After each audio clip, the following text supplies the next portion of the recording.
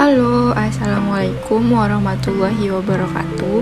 Perkenalkan, nama saya Rahmi dengan NPM 218110082. Saya mahasiswa Fakultas Psikologi Universitas Islam Riau.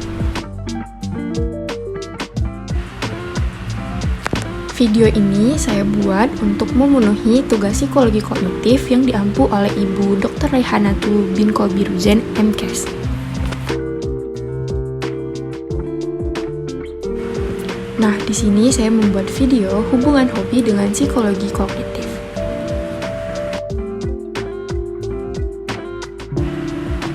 Nah, di sini hobi saya adalah membaca komik.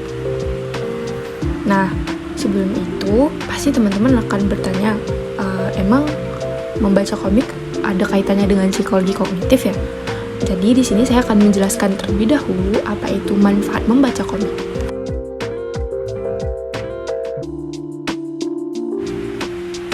Nah, apa sih manfaat membaca komik?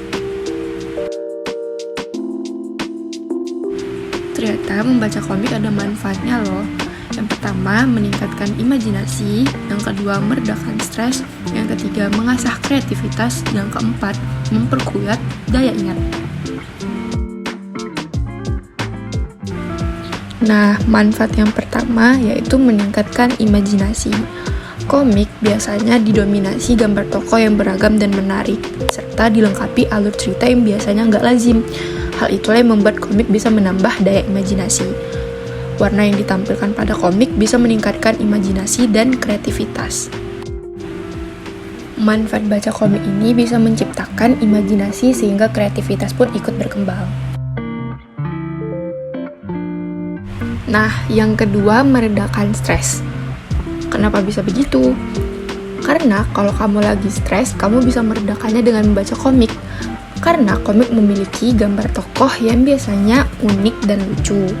Apalagi jika gambar tersebut dilengkapi dengan plot cerita yang ringan dan lucu. Cerita yang lucu dalam komik akan membuatmu lebih rileks. Dengan begitu, stres di pikiranmu pun bisa sedikit berkurang. Nah, yang ketiga, mengasah kreativitas. Kenapa ya? Nah, kalau kreativitasmu lagi buntu, membaca komik adalah solusi paling tepat. Apalagi jika komiknya punya gambar-gambar tokoh yang unik, serta jalan cerita yang gak ketebak. Nah, dua hal itu akan merangsang otak untuk berimajinasi seluas mungkin dan lambat laun akan menumbuhkan kreativitas di dalam otakmu. Nah, yang keempat, memperkuat daya ingat. Kok bisa? Nah, komik dipercaya mampu meningkatkan daya ingat melebihi sebuah novel. Hal ini disebabkan percakapan di dalam komik ditampilkan secara ringkas. Tidak seperti di novel yang percakapan antar tokohnya terselip di antara deskripsi yang ditulis oleh si novelis. Percakapan tokoh yang ringkas membuat bisa mengingat isi cerita dan percakapan komik dalam sekali baca. Nah, berbeda dengan novel yang harus dibaca dulu beberapa kali agar kita bisa paham isi ceritanya.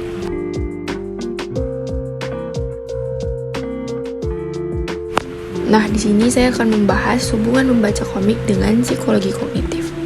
Sensasi adalah penerimaan stimulus melalui alat indera, sedangkan persepsi adalah penafsiran dari stimulus yang diterima tersebut.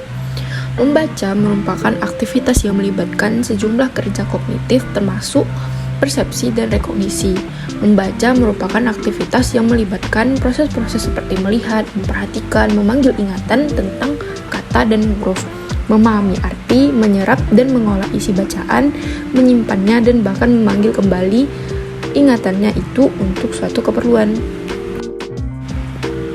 Nah, saat kita membaca komik, sensasi penglihatan salah satu alat indera kita adalah mata, yang menerima stimulus berupa cahaya.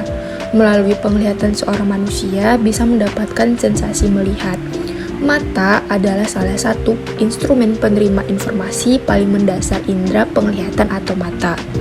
Membaca komik berkaitan dengan melihat, dengan kata lain, membaca memerlukan penglihatan.